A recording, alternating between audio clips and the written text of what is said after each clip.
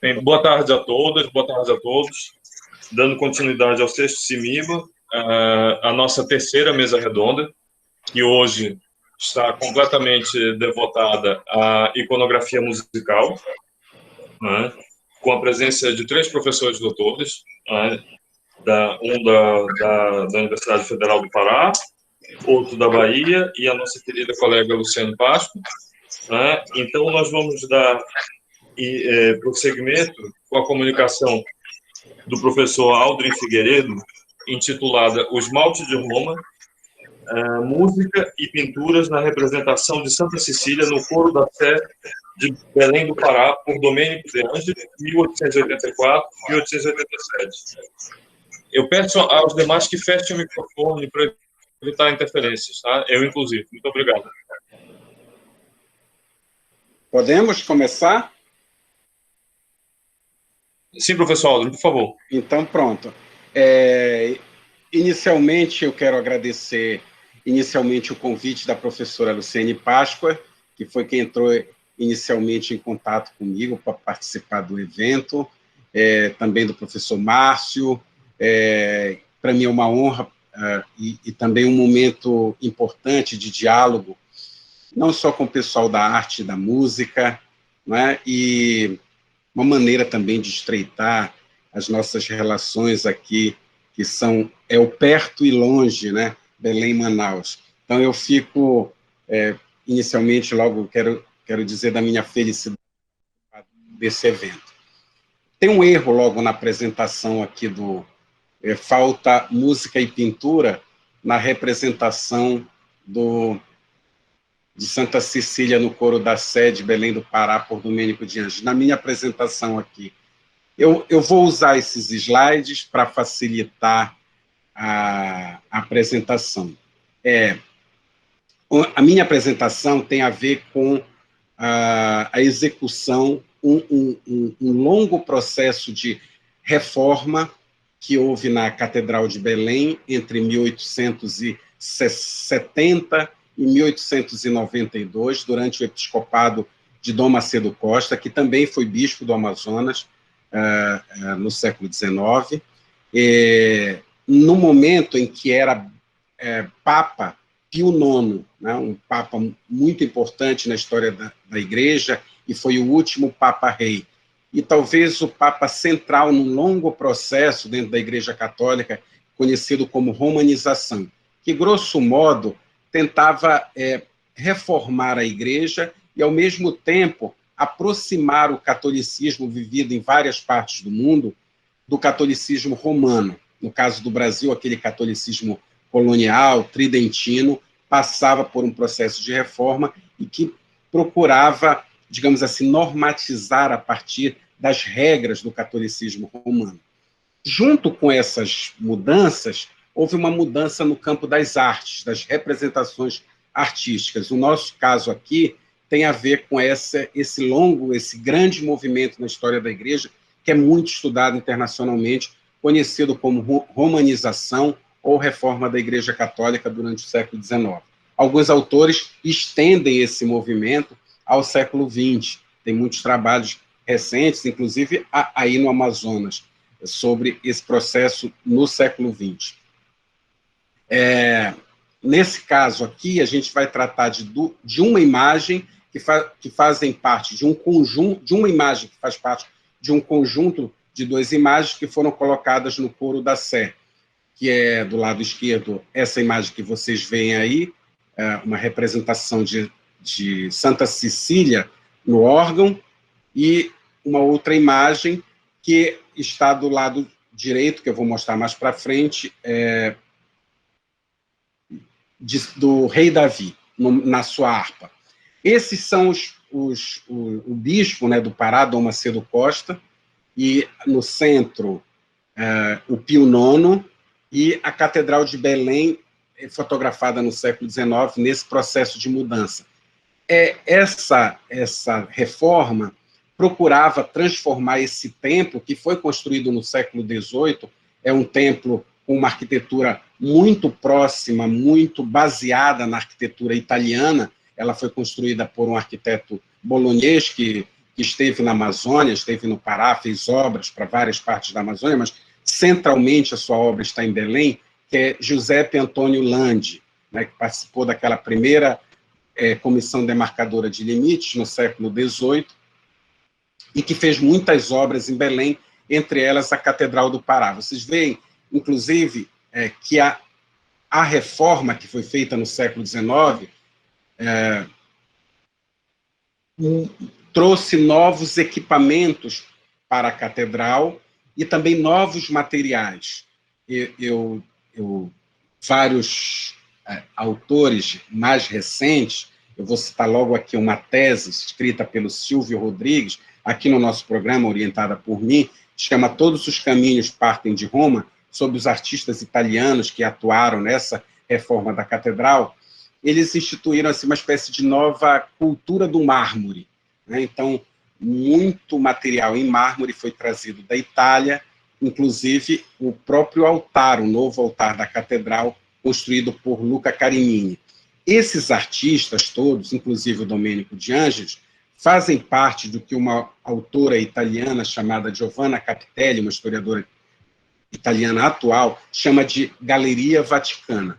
Uma série de artistas que trabalharam não só aqui em Belém, mas em várias cidades da América, da Ásia e da própria Europa, e que estavam imbuídos nesse projeto, digamos assim, do Vaticano, de levar essas obras, esse modelo, esse, digamos assim, paradigma artístico ligado a essa reforma católica. Há um historiador chileno chamado Fernando Guzmán, historiador da arte, que chama isso de cultura do mármore, instituída a cultura do mármore na América Latina. No Chile, vários artistas que atuaram em Belém, em Buenos Aires, também atuaram na Recoleta Dominicana em Santiago. Essa tradição não era uma coisa que tinha surgido do nada, né? A mudança instituída por Dom Macedo Costa. Essa gravura que nós estamos vendo aí, um desenho aquarelado, foi feito pelo Giuseppe Leone Riguini, assinava em francês, né, como era muito comum também na época. Ele veio para Belém na década de 1860, naquele contexto de abertura do Amazonas à navegação estrangeira. Ele tinha chegado ao Brasil de Turim, né, numa companhia de ópera, no Recife, e fixou-se por um período no Maranhão, atuando como cenógrafo no Teatro de São Luís. Depois ele se transfere para Belém, faz muitas obras de arte, principalmente para o teatro, mas em várias frentes, atua e morre só em 1884, 2 anos antes da chegada do Domênico de Ângeles.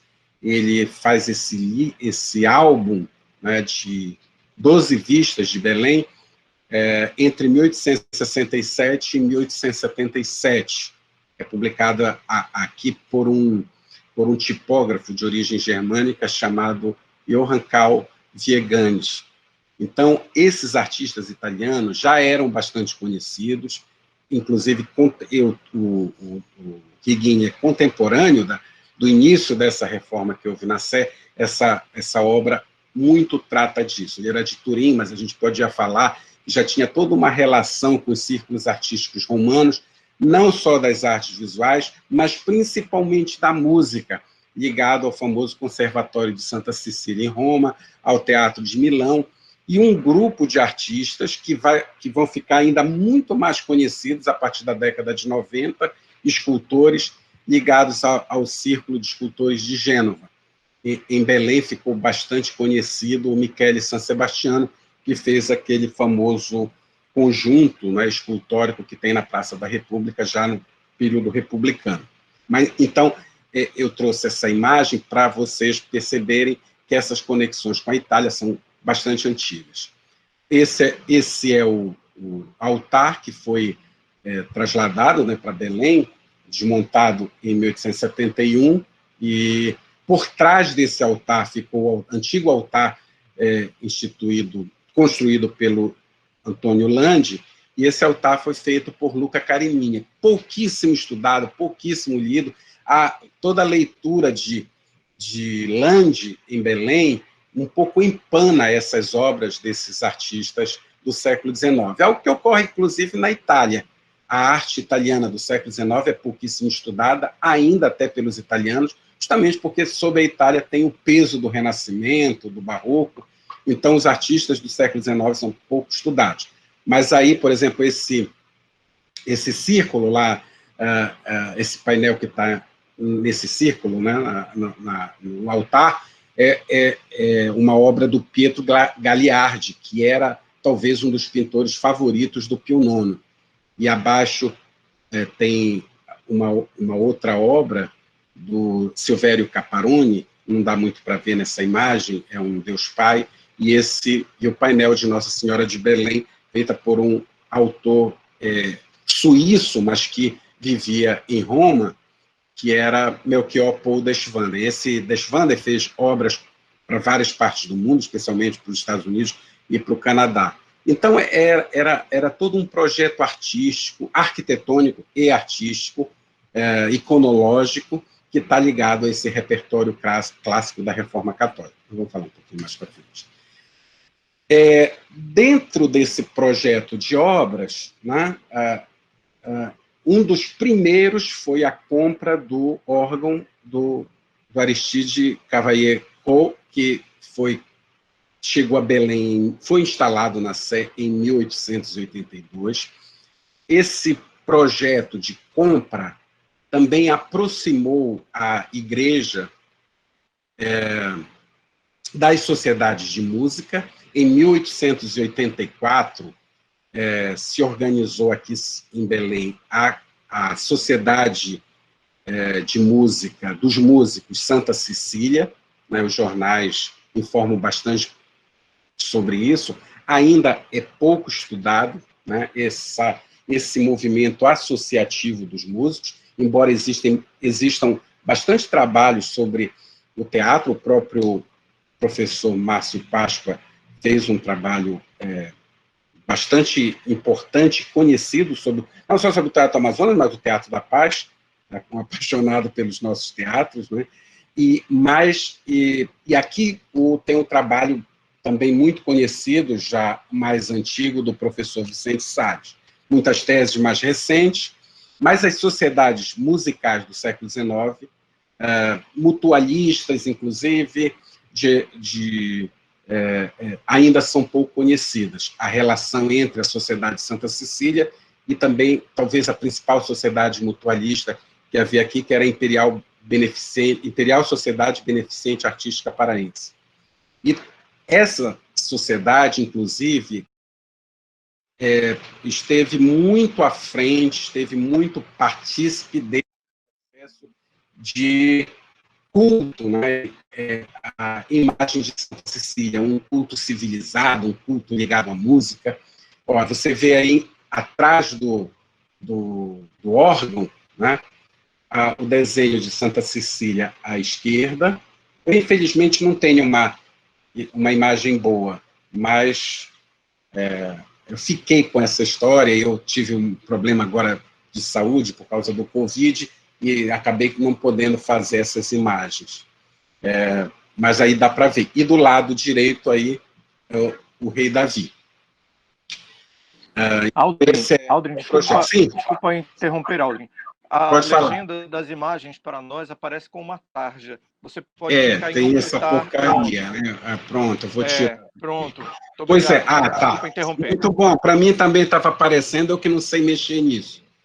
Então, o órgão, as sociedades de música, o maestro Enrico Bernardi é muito importante. Ele era oriundo do Conservatório de Santa Cecília, foi uma pessoa muito próxima ao Dom Macedo Costa, e no período que a Sé estava em reforma, praticamente 2 décadas aí em reforma, ele era o diretor de uma orquestra que dirigia a parte litúrgica na igreja. Nós temos vários também. A própria imprensa do século XIX divulga isso. Por exemplo, em 1885, a festa de Santa Cecília, em novembro, e ele tomou muita participação na organização dessa primeira Sociedade de Músicos Santa Cecília, aqui, fundada em 1884. é importante dizer, claro, que tem uma vastíssima representação histórica de Santa Cecília, e que esse movimento, que eu estou falando aqui do século XIX, ele tem uma relação, é chamado, num primeiro momento, os puristas, são artistas intelectuais ligados ao movimento que ocorreu na Itália e na Alemanha. Na Alemanha conhecido como os nazarenos, na Inglaterra os pré-rafaelitas, e na Itália o purismo, e depois uma aproximação, chamado verismo, né? uma certa releitura do barroco. Essa primeira imagem aí de Santa Cecília, de Guido Reni, se nós formos comparar com a imagem que eu mostrei antes para vocês na Sé, né? esse escuro, chiaro escuro, veja que essa imagem é para ser vista à distância, né? Uma tela, fica bem no alto, então ela parece, assim, muito de perto, parece assim um borrão. Claro que aí também tem muita dedo de restauros posteriores, né? Uma tela numa área mais recôndita da Sé, ela tem a ver com esse desenho desse chiaro escuro da pintura na Espanha, chamado também de tenebrismo, né? E que foi muito enfatizado nesse período. Então, autores como Guido Reni, pintores como Guido Reni e Caravaggio, né? Uma pintura neocaravaggesca foi muito utilizada. Então, eu trouxe aqui, por exemplo, 3 desses artistas que foram muito importantes do século XVII, né? Guido Reni, Vouet e Poussin, franceses, né? E essa última imagem, que é uma pintura em porcelana desse pintor que atuou em Belém, que não atuou em Belém, mas que fez uma série de encomendas para Belém, que era o suíço Melchior Paul Deschwanden. Você vê que a pintura dele é completamente distinta das demais, muito mais ligada a esse movimento, assim, digamos, purista, nazareno, de uma imagem perfeita e sem dramaticidade, algo que muito mais com aquelas pagelas, aqueles santinhos que nós ganhamos na infância, que são esses santos, essas pagelas devocionais, foram muito utilizadas no século XIX, teve muita circulação em impressos, é um material que precisa de estudos. Nós sabemos que nós temos, praticamente todas as cidades, capitais, têm coleções, e tipografia no século XIX especializaram-se nessas pagelas, né, devocionais. Então, elas estão ligadas a esse desenvolvimento da tipografia, da litografia, da litogravura, que traz o desenho colorido para as impressões, as festas religiosas e as próprias sociedades de músicos, que divulgavam, não só por meio das pagelas, mas das suas partituras, essas imagens. Então, é muito interessante lembrar o amplo campo de circulação dessas imagens. Então, me avisa quando estiver muito em cima. Eu acho que está um pouco correndo. Assim. Além dessas imagens, estou falando de um tempo muito ainda tem mais de 3 minutos do tempo, dos 20 minutos. Então, pronto. Quanto é que falta?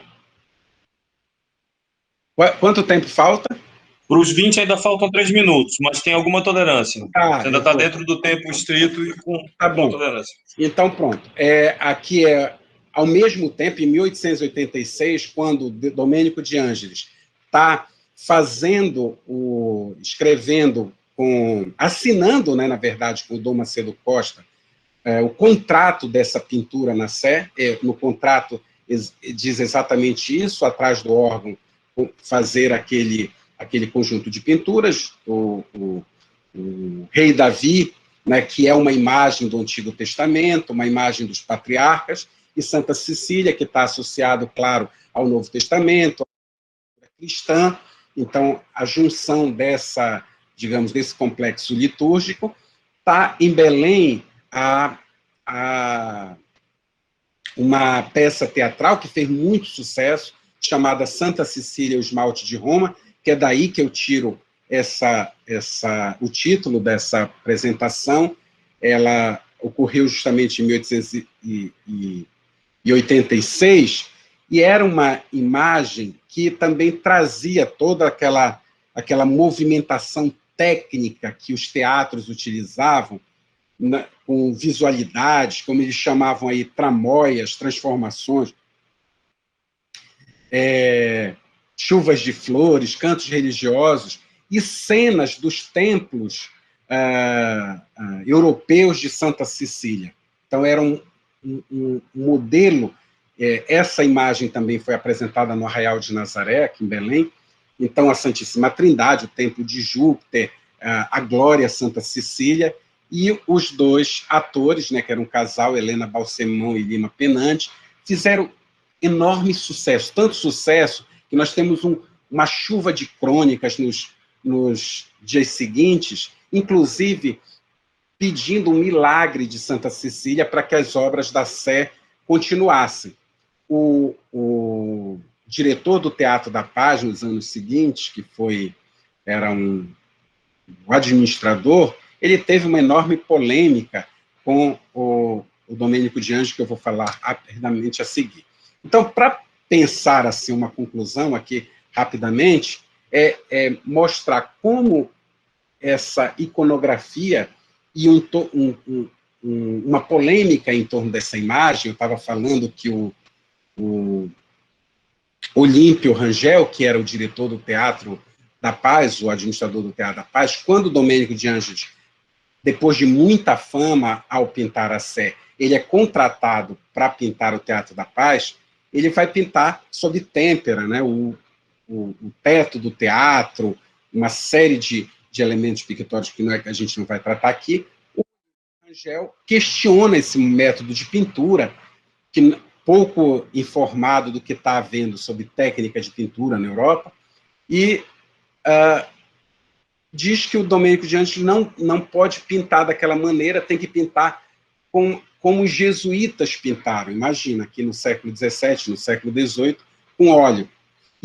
E cita essa imagem de Santa Cecília como um fantasma colocado na Sé. Pela má qualidade dessas obras, você vê que o Domênico de Angeli não tinha competência, né, para pintar, né, uma imagem solta no fundo preto. Então, é muito interessante que a compreensão desse debate do neobarroco, do tenebrismo, do uso da têmpera, e toda uma leitura que se aproxima de uma questão chamada, dentro da teoria da arte, sobre essa transmemória da imagem, a relação dela com a música, né? É engraçado esse termo fantasma, que é um termo utilizado pelo Warburg,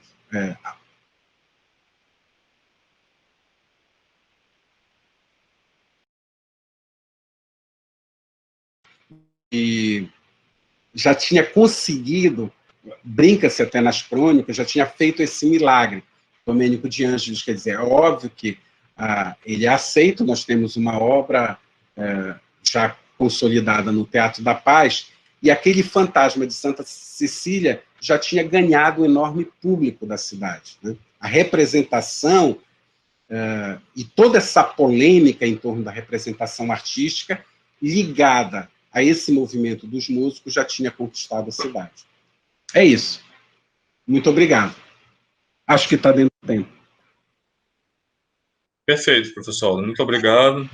Obrigado por se ater ao tempo também.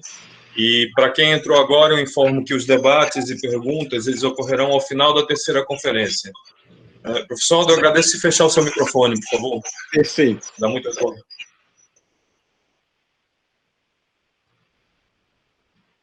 Microfone, não apresentação, microfone. Tá. É porque eu não estou nem vendo aqui direito. Agora sim. Perfeito, muito obrigado. Então, passaremos à segunda comunicação. Mário, desculpa. Sim? Aldrin precisa parar a apresentação dele. Sim, ele vai parar. Aldrin, ele está tem que sair procurando. Da apresentação. Mas a Luciane pode derrubar a apresentação dele, se ele não sair.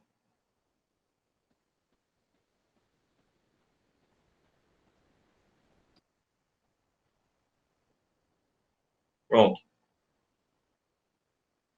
Então, passaremos agora à segunda comunicação da mesa, com a professora Luciane Páscoa, aqui, nossa colega da UEA, e do PPGLA também, intitulada O Percurso Artístico de Adele Nagel no Brasil, entre 1882 e 1891. Obrigado, Luciane.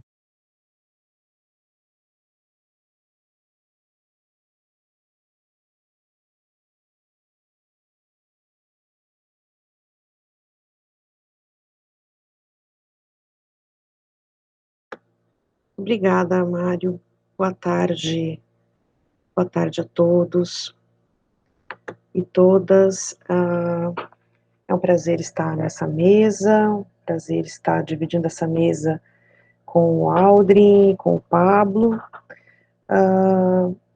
Hoje eu vou falar um pouco sobre o projeto que eu tenho desenvolvido, que envolve... Luciane, só um detalhe, por favor. Sim. Você poderia colocar no modo de apresentação o PowerPoint? Sim. Já aparece a tela inteira? Perfeito. Tá ótimo. Obrigada, Mário. Bom, então, hoje eu vou falar sobre o percurso artístico de Adele Nagel no Brasil, que aconteceu entre 1882 e 1891. Bem, essa comunicação, ela faz parte de um projeto que eu tenho desenvolvido sobre artistas em trânsito na Amazônia oitocentista. Entre os diversos artistas em trânsito nesse período, podem ser encontrados os nomes de cantoras líricas, pianistas, empresárias, que apesar de terem desenvolvido carreira, hoje estão esquecidas. Dentre elas, chama a atenção a cantora Adele Nagel, que viveu entre 1850 e 1891, por causa da sua interessante trajetória. A motivação para esse texto foi a fotografia de gabinete que retrata Adele Nagel. E isso impulsionou a ideia de reconstituir o seu percurso artístico. Então, motivada por essa fotografia, pretendo reconstituir os aspectos desse percurso da cantora, que não foi apenas cantora, mas também atuou como empresária de companhias líricas de ópera e operetas, além de apresentar aqui uma discussão sobre a condição social das mulheres no teatro musical e consequente discussão sobre música e gênero. Com relação às fontes, né, a pesquisa foi desenvolvida a partir dos jornais periódicos que estão disponíveis na base de dados da Hemeroteca Digital da Biblioteca Nacional do Rio de Janeiro, somadas às informações encontradas nos estudos musicológicos de Márcio Páscoa, publicados entre 2000, 2006 e 2009, que trouxeram à luz a vida musical e operística do norte do Brasil. Fundamentam ainda essa reflexão os trabalhos de Ivan Panofsky, Ana Teresa Fabris, John Rosselli, Judith Tick, Ruth Solly e Liliane Ferreira, entre outros. Com relação aos estudos feministas, né, podemos mencionar que eles começaram a emergir nos estudos da música na década de 1970, como um ramo da musicologia tradicional, destinado a ampliar o campo de visão da disciplina para incluir mulheres. O seu objetivo inicial era localizar mulheres musicistas esquecidas na tradição europeia, disponibilizar as suas obras para publicação e gravação, e estudar o seu papel na história da música como é entendida atualmente.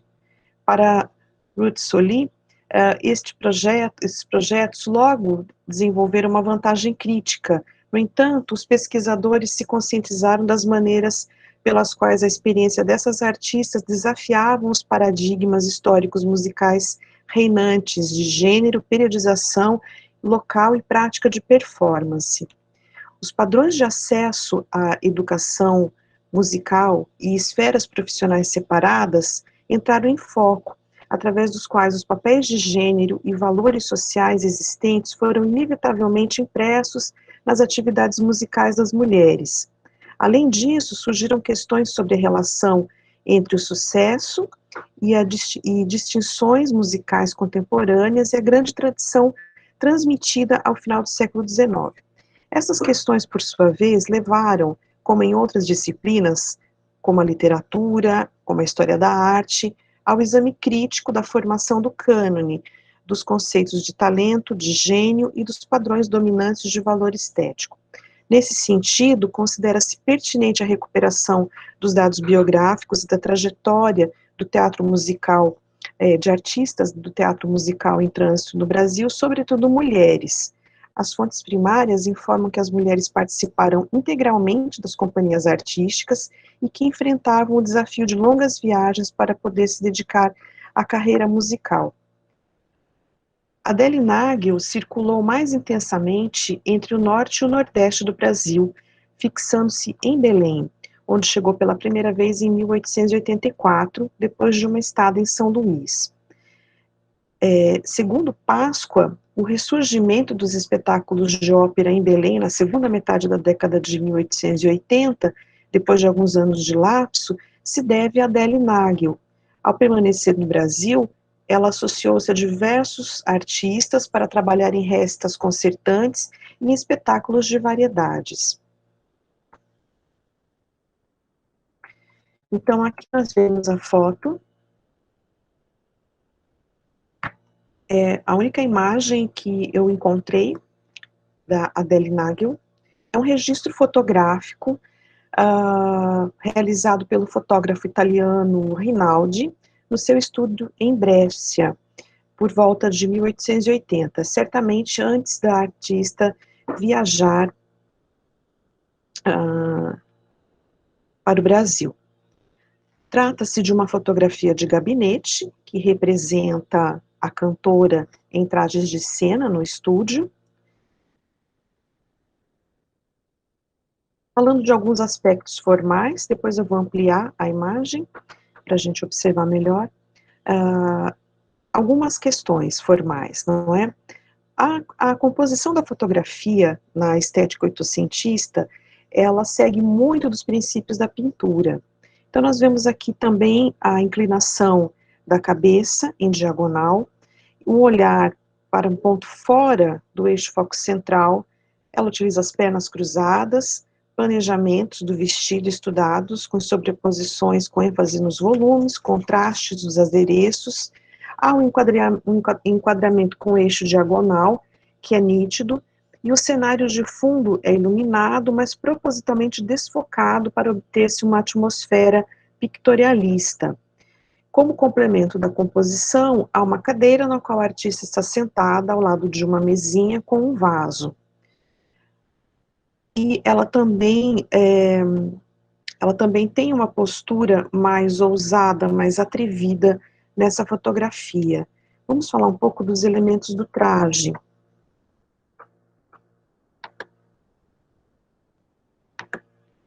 O vestido, ele possui uma fenda lateral ousada, nós já vamos falar. O traje certamente é um figurino de opereta. O seu gestual altivo expressa essa ousadia diante dos códigos de vestir da época. É possível entrever as pernas da cantora. Isso era algo muito ousado para os padrões do século XIX. E isso foi cuidadosamente estudado na composição da cena por parte do fotógrafo. Aqui vemos a fenda lateral, mais ousada, um decote de ombro a ombro, com aplicação de rendas. A cantora está com os braços nus, numa postura em mise-en-scène. Os tecidos utilizados reforçam o aspecto de contraste da fotografia. Nagel veste botinas no estilo Luís XV, de salto quadrado, que eram muito comuns na década de 1870. Trata-se de um traje de baile, vestido de mangas curtas, colo desnudo, saia bem detalhada, em camadas, possui uma cauda com uma fenda lateral. Essa fenda lateral seria mais comum por se tratar de um figurino de ópera e opereta. No decote, há uma aplicação floral, o cabelo também tem um arranjo, é um penteado dos anos de 1880, ela utiliza também os adereços como a gargantilha de fita, braceletes e anel. Esse traje é considerado um traje de gala entre os períodos de 1877 a 1882. Costumava ser cortado em um ponto muito baixo nas costas e na frente, com uma curvatura mais alta sobre os quadris e laterais. O decote baixo na frente estava na moda para os vestidos de noite até o final dessa década de 1870. A postura da Adele Nagel na fotografia, ela reflete a sua atitude diante da vida, diante da arte. É instigante perceber que a artista conseguiu se recompor após a perda do marido, reorganizar sua própria companhia. Ela poderia simplesmente ter retornado à Itália, e ela enfrentou vários percalços, companhias organizadas e dissolvidas, mas podemos observar em seu percurso uma resistência e a disposição para o trabalho no teatro musical. Não havia constrangimento para ela em ser empresária teatral em um ano, no outro integrar uma companhia dramática ou lírica como contratada, para mais adiante, então, reorganizar seu próprio grupo. Vejamos como se daria a organização de uma companhia lírica. A organização de uma companhia lírica era uma tarefa muito complexa, que exigia do empresário uma série de habilidades, contatos e persuasão. Cabia a ele contratar artistas e a equipe de apoio, alugar o teatro para as apresentações, comprar das editoras as assinaturas, adquirir materiais, cenários, figurinos, contratar a iluminação, ou seja, organizar a montagem do espetáculo de maneira geral, incluindo até o transporte, logística, acomodação dos membros da companhia, isso naquele período já. Envolvia também a preocupação com a contratação e a escolha dos cantores. Geralmente, o empresário não escolhia apenas pela reputação, mas poderia também realizar algumas audições e testes para verificar as qualidades vocais dos cantores. Quando isso não era possível, ele delegava isso para uma agência italiana, e nem sempre o resultado era adequado. De qualquer forma, o empresário lírico, ele necessitaria de ter um perfil que estabelecesse boas relações, mas ao mesmo tempo ter um pulso firme para lidar com as eventuais crises, né, de artistas rebeldes, e ter também flexibilidade para tratar de situações mais desfavoráveis. Logo que esses contratos eram feitos, era também pensava-se numa publicidade do elenco para vender os espetáculos. Uma coisa importante que a gente também percebe na trajetória, né, é as restas de benefício.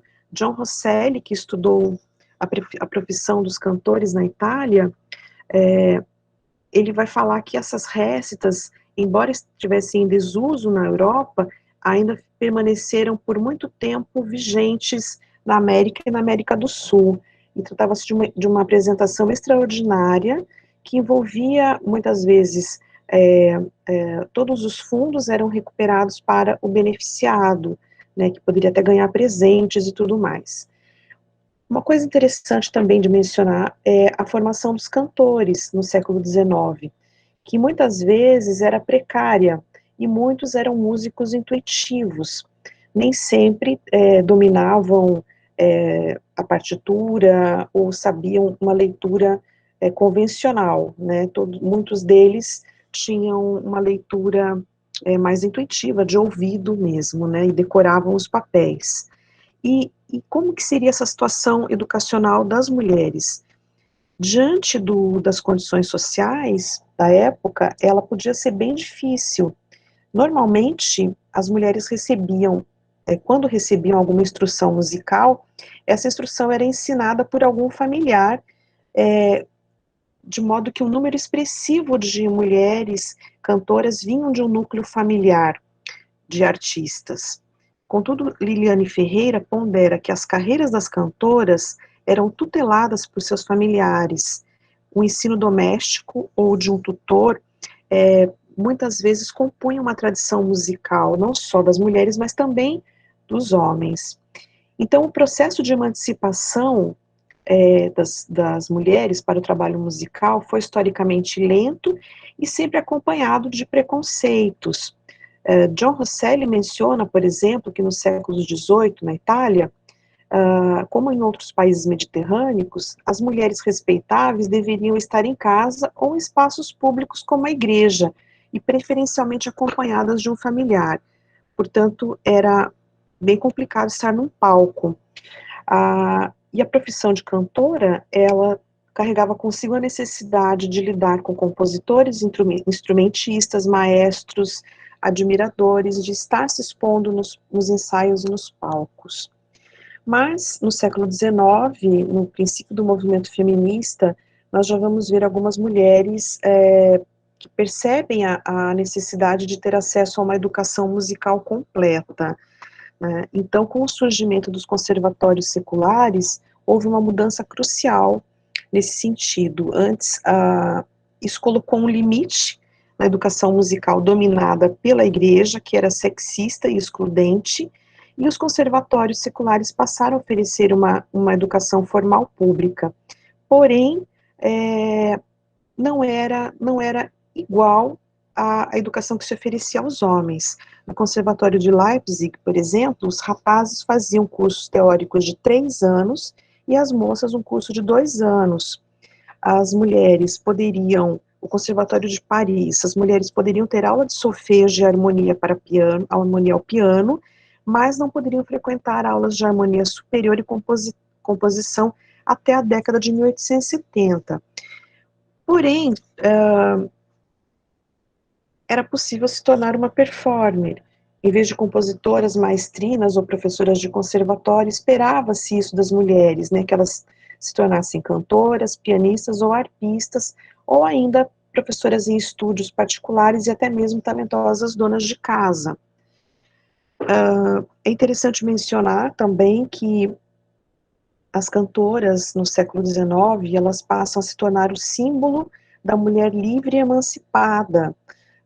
Cantoras como Angélica Catalani, Henriette Sontag, Maria Malibran, Pauline Viardot, Jane Lind chegaram ao auge do seu sucesso internacional, e muitas dessas cantoras, elas foram admiradas por escritores e escritoras como George Sand, George Eliot e Willa Cather, que fizeram delas o símbolo da mulher livre e emancipada, cuja voz representava o poder. Então, pode passar ao seguinte, número 2.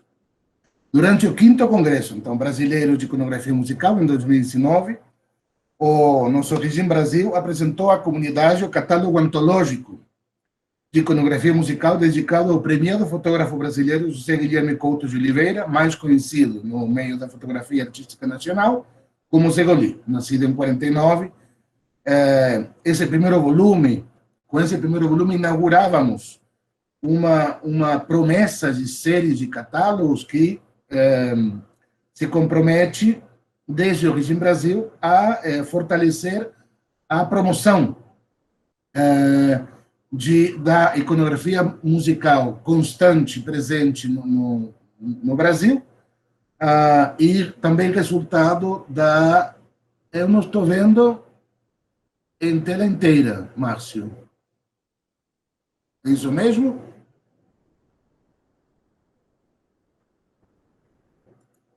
Márcio? Agora. Então, o Regime Brasil estava falando, se comprometeu a promover, produzir e publicar bienalmente, em formatos de livro digital, com ISBN e acesso gratuito, uma série de catálogos, sendo este o primeiro volume, no intuito de reforçar a promoção dos objetivos do referido projeto nacional, que é indexar, catalogar, pesquisar e divulgar o patrimônio iconográfico musical localizado no Brasil. Ok? Slide seguinte. Assim sendo, seguinte slide, apresentamos aqui alguns dados preliminares extraídos da iconografia musical produzida pelo destacado artista brasileiro Cândido Portinari, a quem pretendemos dedicar o segundo volume dessa mesma série, que será apresentado ao público durante o 6º Congresso Brasileiro de Iconografia Musical, a ser realizado nas instalações da Unicamp no ano que vem, em maio, para o qual todo mundo está convidado a submeter comunicações e trabalhos. Por que Portinari? Próximo slide. Por que Portinari? Dentre os diversos artistas visuais com produção significativa em iconografia musical no Brasil,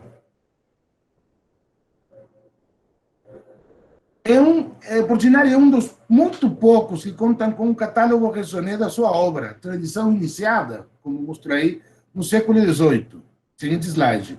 Os outros dois artistas, até a data, que possuem tal recurso informacional, seguinte slide,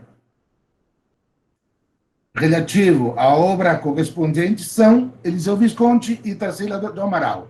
Hoje passar mais 2 slides, não rápido, só para mostrar as publicações deles. Márcio, e isso, esse é o catálogo resumé da Tarsila, e o próximo, não, antes dele tem o do Visconti, exatamente, que não foi publicado ainda em papel, mas já tem um website. Então, finalmente, hoje Portinari, né? Além disso, talvez seja o único, cuja produção, iconográfica musical, resulte significativa, tanto do ponto de vista qualitativo quanto quantitativamente. Nisto se destacando do restante os autores presentes nos registros do nosso banco de dados Regime Brasil. A escolha por um autor com catálogo raisonné concluído para desenvolver o próximo catálogo de iconografia musical se fundamenta na necessidade de testar a capacidade do nosso projeto, Regime Brasil, em explorar as diversas possibilidades de catálogos propostas em 2019, tendo iniciado a referida série com um catálogo antológico, no qual as imagens foram selecionadas especialmente pelo autor, ainda vivo, incluindo boa parte da descrição técnica e informações relativas ao conteúdo de cada item incluído.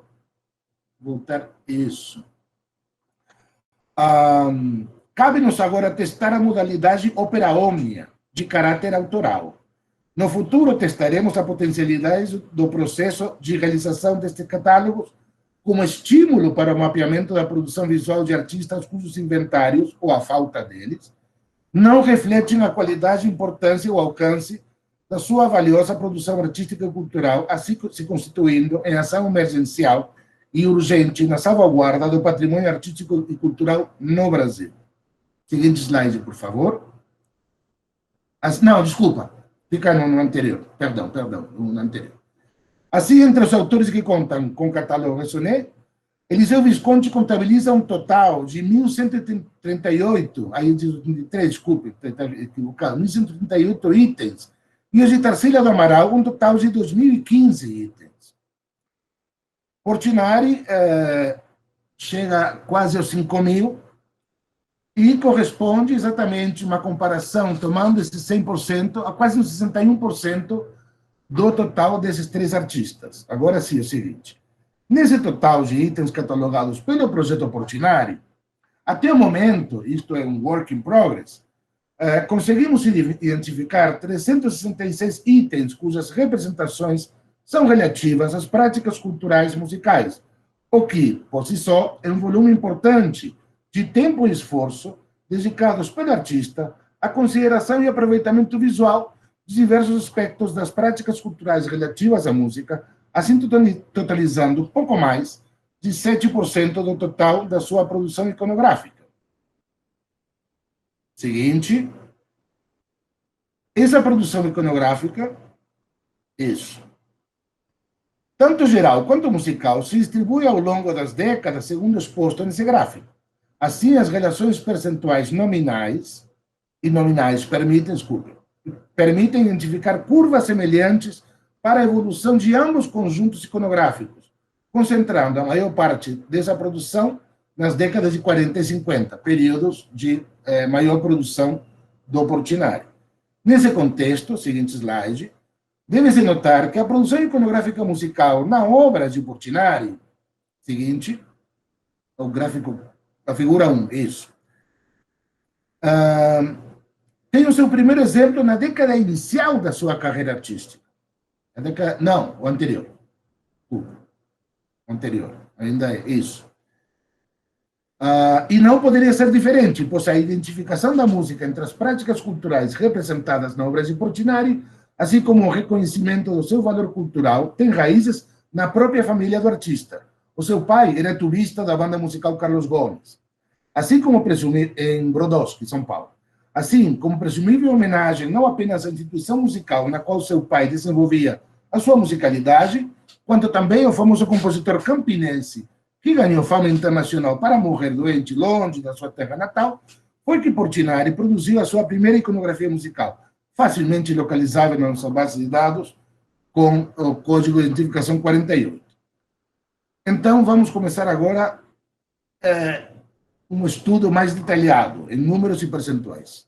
O total preliminar, como dizíamos, de 366 iconografias criadas por Portinari, que nos ocupa neste texto, nesta apresentação, podem ser observadas e discriminadas segundo diferentes análises, podendo, para isso, utilizar critérios taxonômicos, tipológicos, temáticos, geográficos, sociológicos, antropológicos e musicais, sejam musicográficos quanto organológicos, dentre outros critérios. Das resultantes quantitativas na aplicação de cada um desses critérios, poderemos extrair os fundamentos de uma avaliação interpretativa inicial dessa iconografia musical, do seu criador, assim como da relação entre ambos. Finalmente, tentaremos realizar a interpretação cruzada dos dados assim obtidos no intuito de ampliar e aprofundar o conhecimento iconológico musical dessa produção quantitativamente contextualizada. Seguinte slide. Não, esse slide, deixa aí, não, anterior. Ops. Ok, do ponto de vista tipológico, como falávamos, a ampla maioria dos itens que nos ocupam se distribui entre pinturas e desenhos, havendo ainda algumas gravuras, murais, um conjunto de azulejos e um vitral. Essa ampla maioria de pinturas e desenhos parece indicar que Portinari preferia essas maneiras de expressão plástica quase que por igual. No entanto, quando consideradas, agora sim, o seguinte, a relação funcional entre as fontes visuais no processo criativo, isto é, quais itens correspondem a versões preliminares ou definitivas das obras, percebe-se uma significativa diferença, seguinte slide, de quase o dobro. Seguinte. Na proporção entre ambas, evidenciando que, diferentemente de outros artistas, Portinari produziu um volume relativamente reduzido de versões preliminares. Não, antes disso, Márcio, tem um gráfico. Esse mesmo. Por sua vez, quando comparados esses valores com os do gráfico 1, não volta, fica aí, fica evidente a mudança na relação quantitativa entre os tipos de itens utilizados por Portinari para transmitir a versão definitiva das suas ideias, sobretudo no que diz respeito a desenhos e pinturas. Ao se considerar os esboços, estudos, maquetes e outros itens cuja função é preparatória da versão definitiva das obras, a diferença quantitativa entre pinturas e desenhos não apenas fica mais evidente, mas também permite compreender essas preferências que estávamos comentando. Seguinte slide. Exatamente.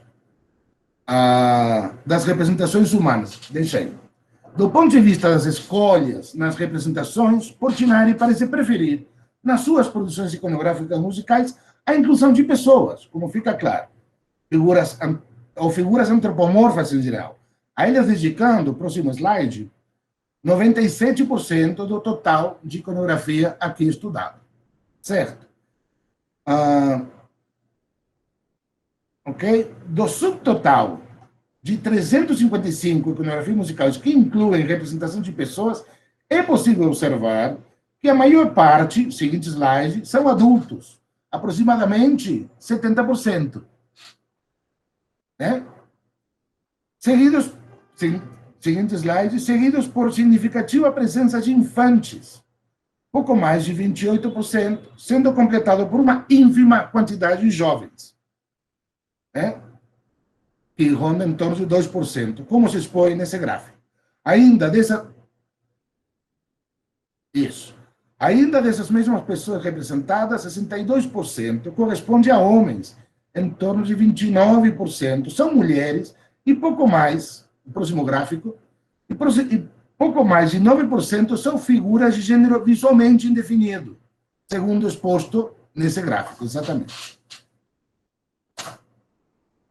Agora, vamos passar ao seguinte slide.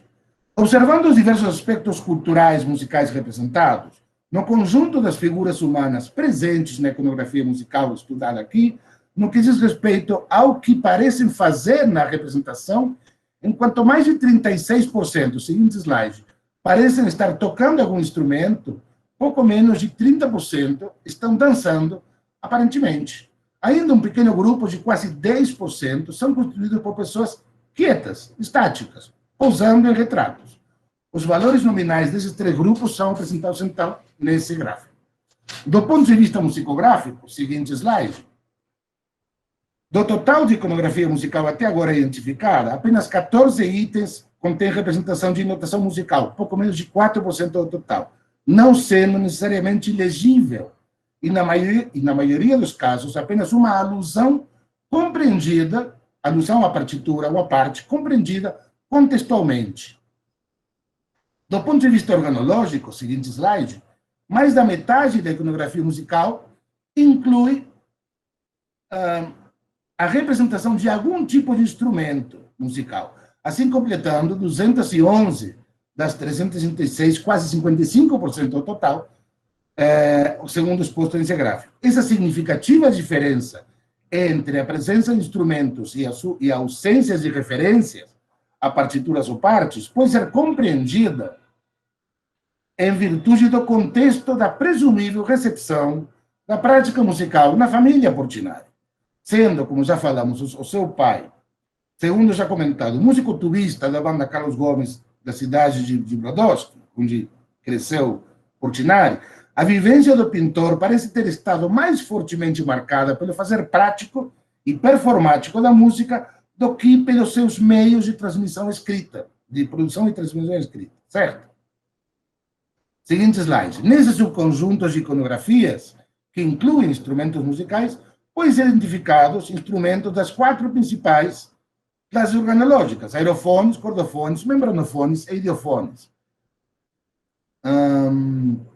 Com a ampla maioria, como se vê nesse gráfico, de aerofones, completando 55% do total da produção iconográfica musical do autor. Esse predomínio do instrumento de sopro pode ser entendido novamente pela já comentada vivência da prática musical no seio familiar.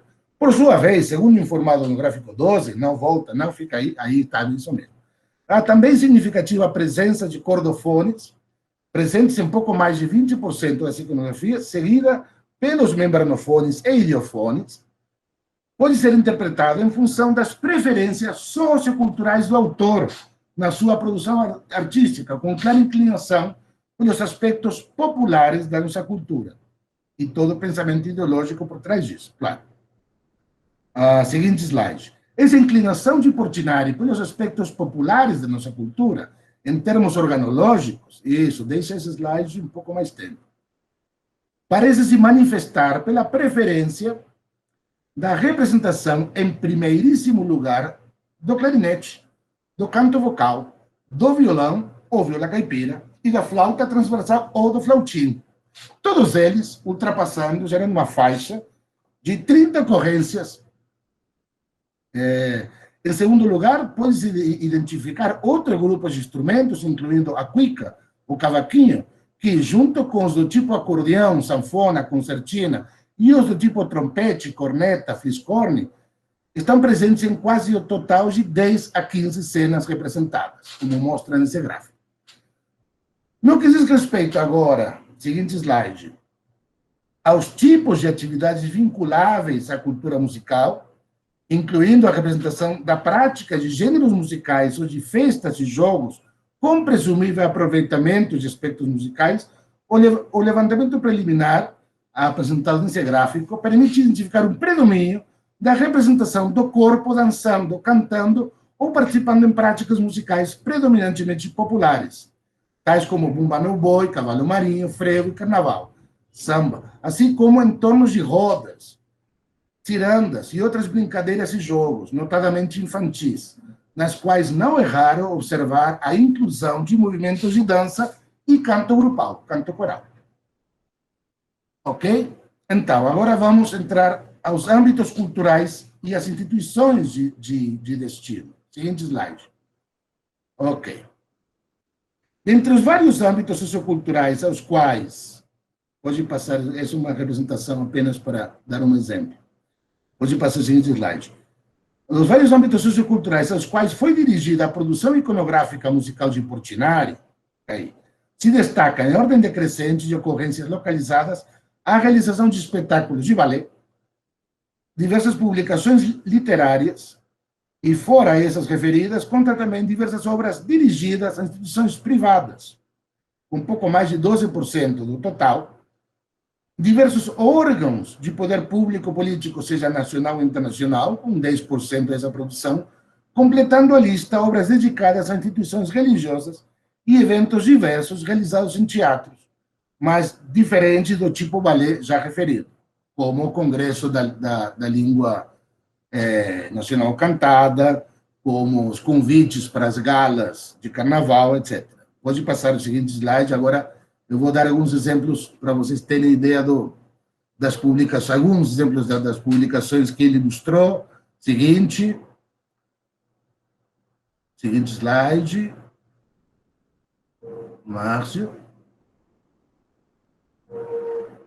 Seguinte slide, Márcio. Não? Isso, seguinte. À direita é o cardápio da Braniff, de 57.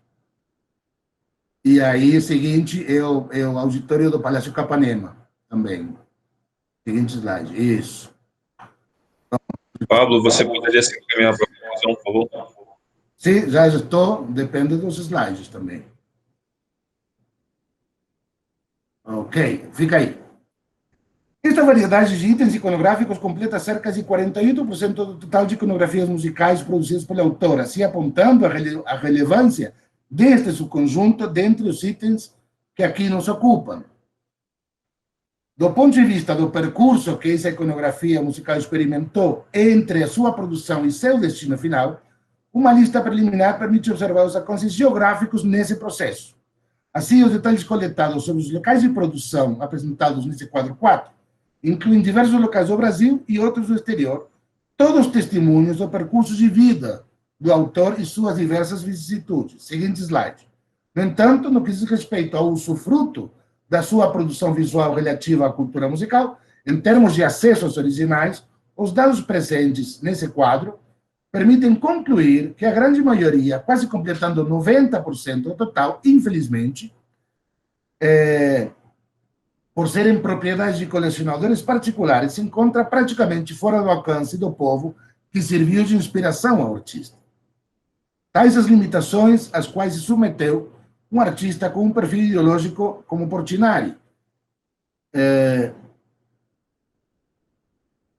exigente, restrito e, por vezes, excludente mercado das artes plásticas, com todas as contradições decorrentes dessa relação. Agora, entrando nas considerações finais. Pode passar slide. Tendo observado as diversas contribuições quantitativas da produção iconográfica musical de Portinari, segundo os critérios explicitamente utilizados a partir dos resultados assim obtidos até aqui, tentaremos, mesmo que preliminarmente, delinear possíveis considerações finais que nos ajudem a encerrar este estudo de maneira algo consistente.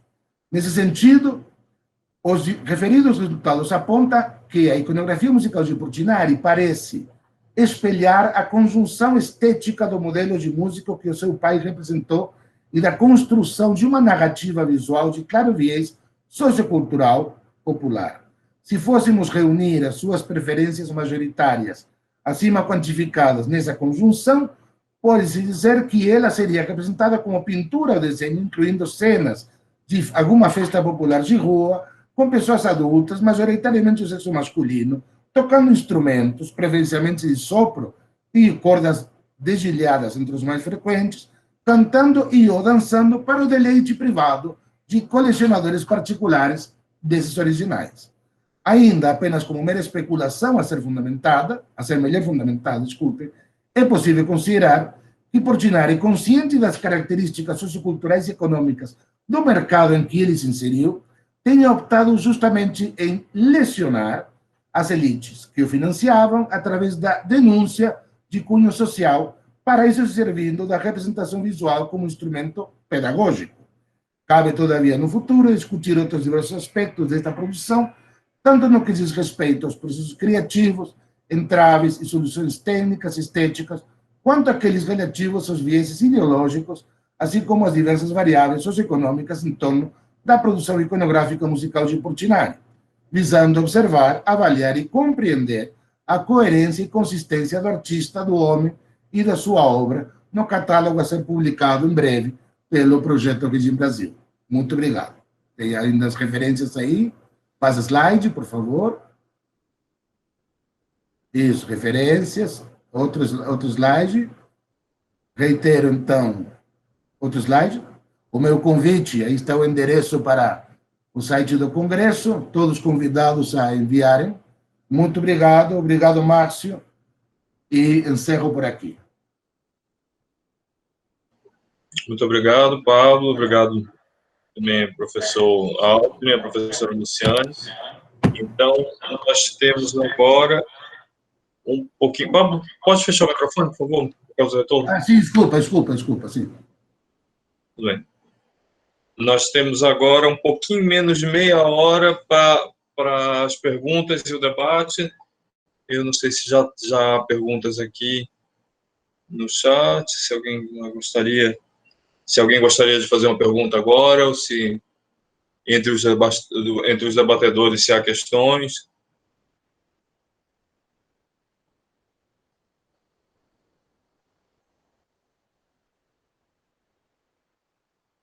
Não? Bom, então, nesse caso, eu tenho uma pergunta para o professor Aldrin e outra para a professora Luciane. Aldrin, o órgão lá da sede de Belém, que, aliás, é esplêndida, né? Belíssima catedral, mais bonita do Brasil, que é o Cavaillé-Coll, que é tido como o maior Cavaillé-Coll da América Latina, né? Ele não... Assim, eu não sei se é uma impressão de ótica, mas ele parece depassar um pouco as pinturas do Domênico de Ângelis. Elas foram feitas pensando de raiz na relação com o órgão.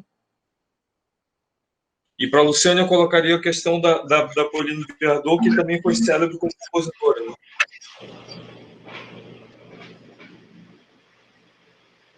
Pode responder? Sim, claro, por favor.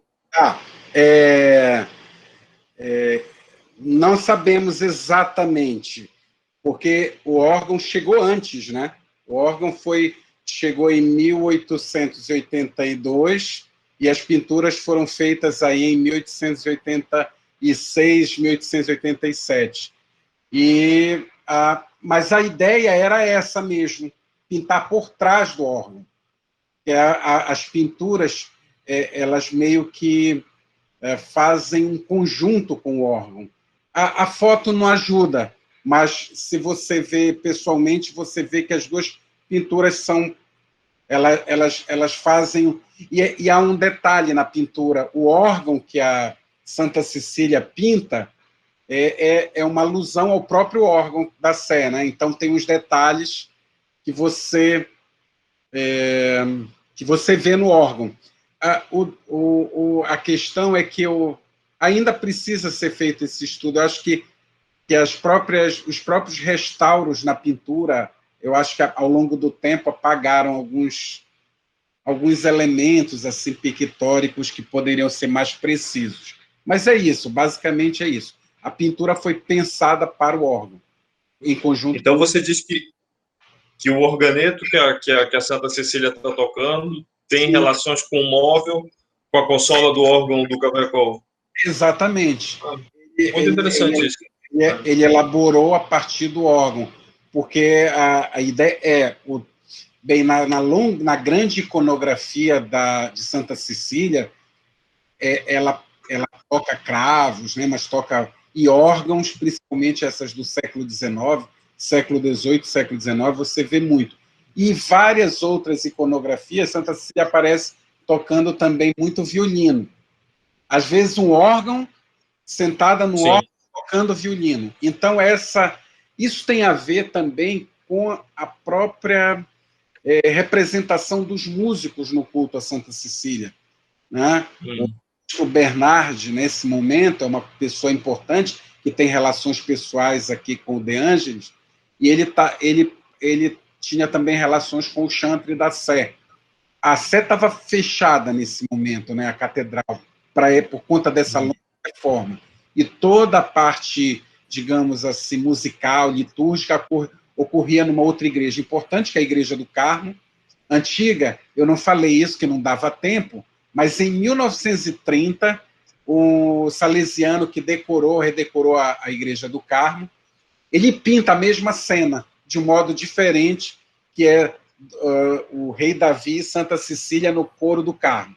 É assunto para um outro trabalho, mas é uma história muito interessante. É muito, muito interessante mesmo, porque os outros dois cavaquinhos que eu conheço, do Rio e de São Paulo, eles não têm nada associado na pintura, na iconografia do lugar onde eles estão. O do Rio, inclusive, fica num lugar muito seco. Tem o da Bahia eu não conheço, eu nunca vi pessoalmente. Não tem nada. Não tem nada, né? Tá no coro e não tem nenhuma pintura ao redor. Então é como o do Rio, da Nossa Senhora do Desterro da Lapa, que não tem nada atrás, é seco. Eu esqueci de dizer um pequeno detalhe. Quando o órgão foi montado, né, vieram dois organeiros da França, músicos da França, e falta ainda estudar melhor esses dados, mas essa questão da pintura e da música foi muito citada na época, né? Esse tema, justamente porque estava envolvendo a sociedade musical, a fundação dessa sociedade filarmônica, chamava, na verdade, Sociedade Filarmônica Beneficente Santa Cecília, e depois vai ter um papel importantíssimo na organização das festas de Santa Cecília, aí na década de 80 e 90 aqui, tem o papel do Henrico Bernard.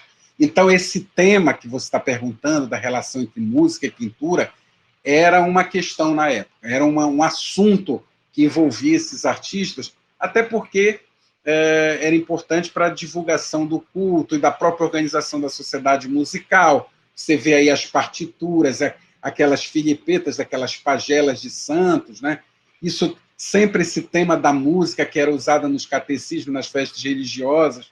Se a gente estender assim para a documentação que circula na imprensa, é muito variado. Eu esqueci de dizer, o maestro Henrico Bernard, ele inclusive fez um hino invocatório de Santa Cecília.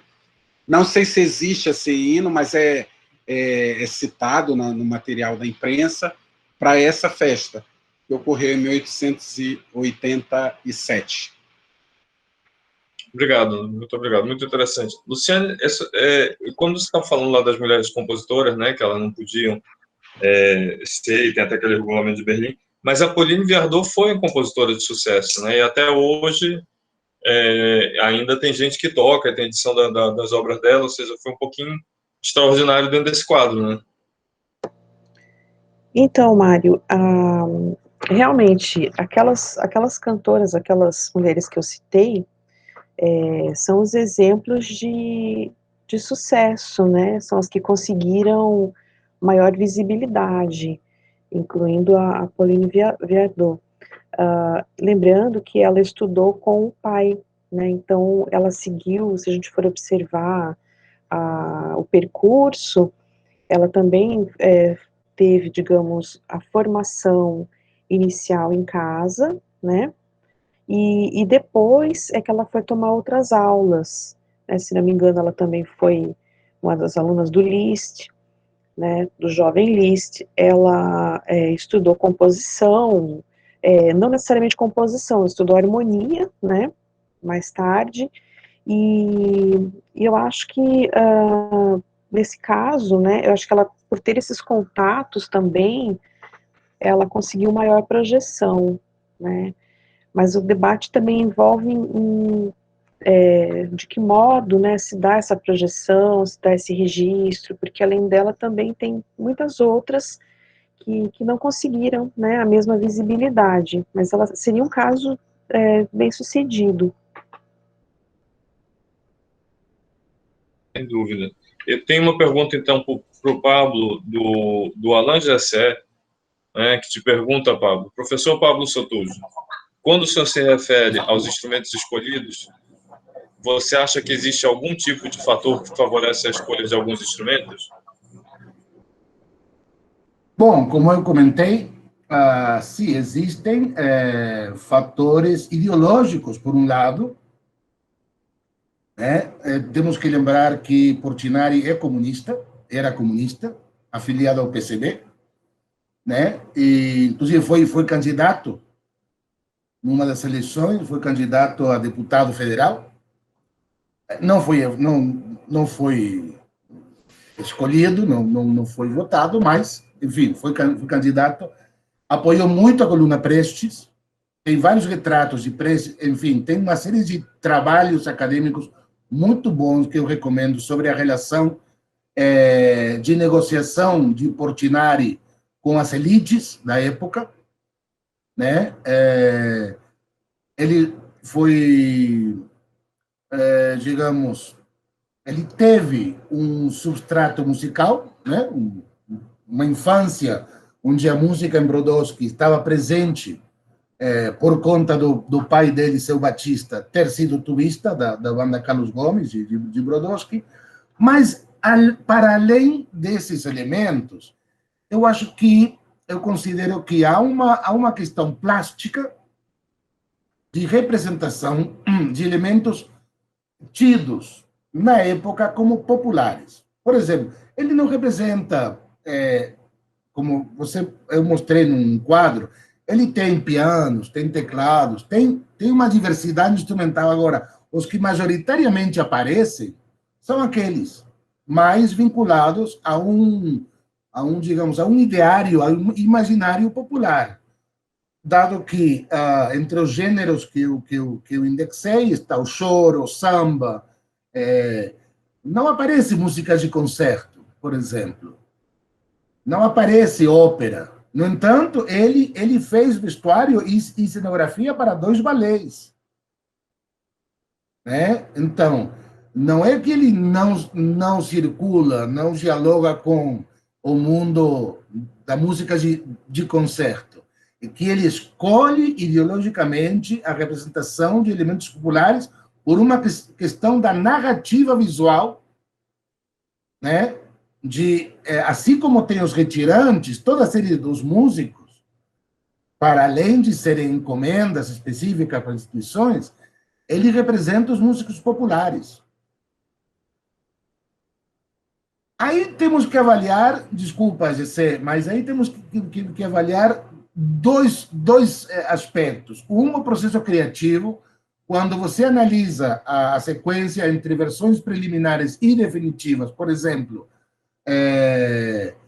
no quadro Paz, né, do díptico das Nações Unidas, Guerra e Paz, as versões preliminares tinham alguns instrumentos que ele decide eliminar na versão final, porque na proposta estética geometrizante, né, que ele vai dar à versão final dos painéis, ficava muito confuso visualmente. Então, ele tende a simplificar a composição visual em benefícios, digamos, dessa linha estética.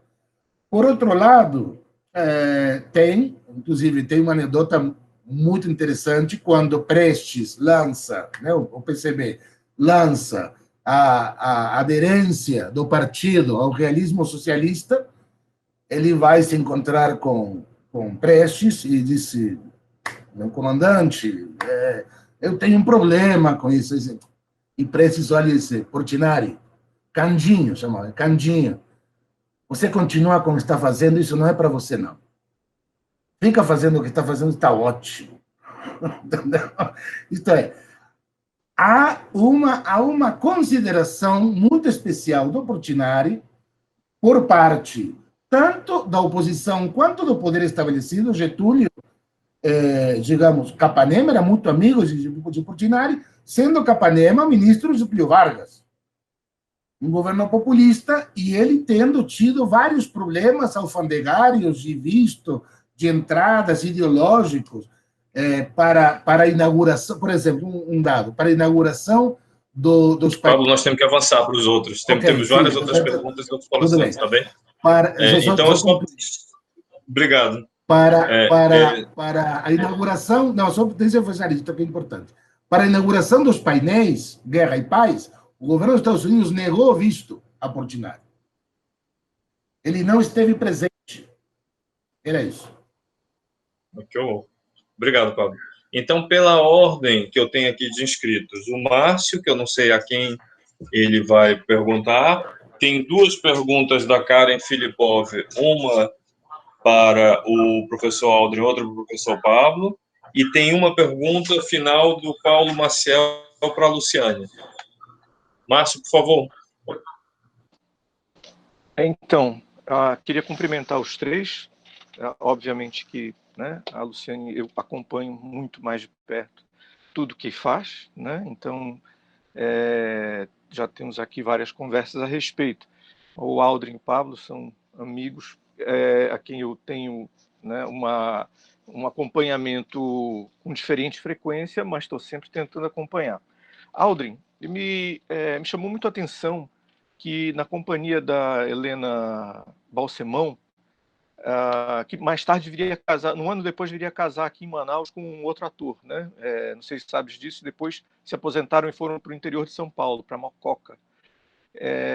E aí você coloca lá, né, uma espécie de tragédia religiosa, enfim, uma obra com uma certa elaboração dramatúrgica que requer uma mudança de cenário e, enfim, de condições cênicas, que eu passei a me perguntar se ela levava cenógrafos na companhia para pintar ou se ela trazia já isso. Não sei se você chegou a ver. E também uma outra coisa que me ocorreu. Será que dos italianos que vieram trabalhar em Belém, que posteriormente vieram a Manaus, há algum registro de terem trabalhado para a cenografia do Teatro da Paz? Porque a gente vê que houve num momento, no final dos anos ali 1890, que talvez tivesse sido encomendado o pano de boca ao Emmanuel, né? Aliás, desculpa, ao De Angelis. Mas a gente não sabe você sabe se chegou a ficar pronto isso, porque o que a gente conhece é o do Crispim, que ficou pronto e ele trouxe em 93, né? 91, 93, por aí, para o teatro. Então, me pareceu interessante isso, né? Quer dizer, o compromisso com uma dramaturgia mais complicada que prevê, né, uma cenografia, né? Porque as mutações já são essas mutações de cena mesmo, né? Do próprio cenário, da tramóia significa que né, pequena, no caso da comédia, que tem pequenas farsas inseridas e tudo mais, né? E, enfim, eu tô aqui, a gente tem aqui nos assistindo o Paulo Cardoso Maciel, que pode me corrigir em tudo isso e acrescentar muito mais, já que é uma pessoa, né, das artes cênicas, ela é nosso colega da UFOP. E então, você chegou a ver se existe essa relação, essa parte cenográfica? Porque isso que o Mário perguntou, né, desse aspecto que é cenográfico, né, para o teatro, para o Cavaillé-Coll na igreja, também parece que suscita um pouco esse desenho no meio, né, artístico da cidade, no meio profissional, né? Me chamou muito bem. Obrigado pela pergunta, Márcio. Me chamou a atenção para esse tópico da relação música, pintura e representação, foi uma crônica de um jovem cronista, jornalista chamado Antônio Pádua Carvalho, que assinava com o pseudônimo Sganarello, que é aquela personagem do Mulher, né, que era muito citada. Ele atuava num jornal chamado Diário de Notícias, e ele faz uma crônica bem detalhada, pegando essa peça, né, essa apresentação Esmalte de Roma, e mexe com os políticos. Era uma coisa meio jocosa, falando da festa de Santa Cecília, a organização da Sociedade de Músicos, ele junta tudo e mostra e brinca que, para que aquilo tudo se resolvesse, inclusive os atrasos da festa da Sé, só o milagre de Santa Cecília. Então, era uma brincadeira também com isso. E foi um pouco a partir dessa crônica que eu fui perceber, não fui perceber, até eu já notava um pouco isso por meio do trabalho do Righini, que tinha atuado como cenógrafo no Maranhão e aqui atuou bastante também como cenógrafo. O outro francês é o Langlois, que atuou muito no Teatro da Paz como cenógrafo, né, e fazia gravuras. O livro que foi diretor de instrução pública aqui, Dr. Freitas, Joaquim Pedro Rodrigues de Freitas, essas gravuras de Belém estão nesse livro, e muitas dessas foram feitas como para cenas de peças musicais. Eu não tenho cultura artística bastante, até de trabalho, para fazer esse trabalho em relação à cenografia de teatro, mas eu sei que vários desses artistas atuaram também como cenógrafos. Esses italianos fizeram, muitas vezes, até os nomes não aparecem na ficha da obra. Eles ajudavam os trabalhos. Posteriormente, o Esperíndio Aliverti, que veio como assistente, atuou na Sé e também aparece na cenografia. Então, é muito... Eu descobri agora, conversando com o Silvio, que está aqui, que fez aquela tese, que o desenho, a logomarca da Sociedade Filarmônica Santa Cecília foi feita pelo De Angelis. Eu não sabia disso, por exemplo. Então, tem pesquisa aí em andamento para se fazer. Mas essa sua pergunta é aquela minhoca, né? Ela vai chamando a atenção justamente por isso, para todos esses detalhes das conexões entre música e arte, música e pintura e representação visual. Tá bem, obrigado então, Aldrin. Eu tinha outros comentários para traçar ali com colegas, mas vamos passar para os demais que estão se colocando, acho mais interessante. Né? Nós ainda temos duas perguntas, claro. E o tempo já avança. Aldrin, a última pergunta para você, que é na linha também, na linha das outras todas, né? Da Karen Filipov, que ela lhe pergunta, então, gostaria de perguntar ao Aldrin sobre as pinturas ao fundo do órgão, se são em óleo sobre tela. Não são óleo sobre tela. O Domênico de Ângelis trouxe a têmpera, né, com força, e o grande debate dele aqui com os artistas, com os pintores, é o uso da têmpera, da pintura que era mais usual na Itália nesse momento, né, e ele faz esse trabalho em têmpera. E toda a decoração da Sé, que não está em tela, é feita em têmpera. E as telas laterais é aquele modelo realmente italiano, já do século XVIII, na arquitetura é um pouco lido como uma espécie de preâmbulo da arte, digamos, neoclássica no Brasil, porque o arquiteto que construiu a Sé é o italiano, bolognese, né, o Landi. Então, a Sé tem esse modelo italiano, não tem imagens, tem retábulos, né, aos laterais. Esses retábulos são a óleo, mas a pintura parietal toda é em têmpera. Muito obrigado, Ana. Agora, a última pergunta para o Pablo, não é a última pergunta de todos, é a última do Pablo, e depois ainda tem mais uma para a Luciane. Pablo, também lhe pergunta a Karen Filipov. Minha pergunta para o professor Pablo é se a sua pesquisa considera a iconografia religiosa musical de Portinari. Aldrin, feche o microfone, por favor. Sim, claro, Karen. Ele tem pouca representação musical na iconografia religiosa. Tem algumas Santa Cecílias, tem... ele incluso eu vou incluir no catálogo as representações da Fuga para o Egito, Sagrada Família, onde inclui o rosto do pai, como São José. Certo? Muito interessante, porque é uma referência indireta à música e a referência à figura do pai, certo? Como Sagrada Família. Tem alguns anjos, algum putti com trombetas, anjos com trombetas. em espaços privados. Sim, mas é bem pouco em comparação com o volume do restante da produção. Inclusive, no catálogo vai ter uma seção discutindo a questão do aparente conflito ideológico entre comunismo e catolicismo. Que ele negocia, ele articula muito bem. Não tem culpa de nada. Está perfeito. Portinari era o cara. Não sei se respondi. Ótimo. Respondeu muito bem respondido, está ótimo. Obrigado, Pablo. Então, vamos passar a última pergunta dessa nossa mesa tão posso formular melhor a pergunta? Pode, então faça diretamente, então, Pablo. Obrigado, boa noite a todo mundo, boa noite a todos, obrigado pela mesa.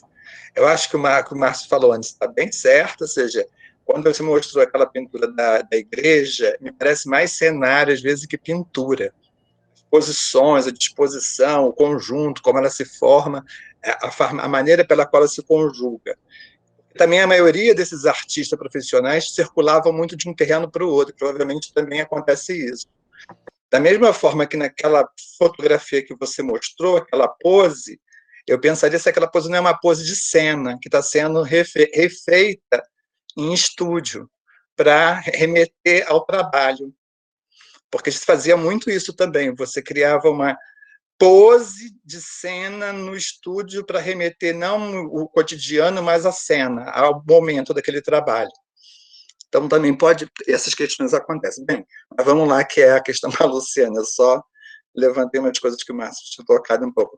Não, eu estava me perguntando se você, na sua pesquisa, ou já se deparou, ou vai avançar, nessa dimensão de que, assim, a Meg, que você pesquisa, ela, de certa maneira, ou ela era casada com o empresário, ou ela era a empresária. Quer dizer, ela tinha um determinado lugar nas companhias, que você também sabe, do século XIX, eram bem hierárquicas, do ponto de vista não só dos papéis, mas das remunerações dentro das companhias. Então, uma coisa era um centro dramático, uma coisa era uma dama galã, outra coisa era soubrette, que eram os papéis antigos que você tinha dentro de uma companhia.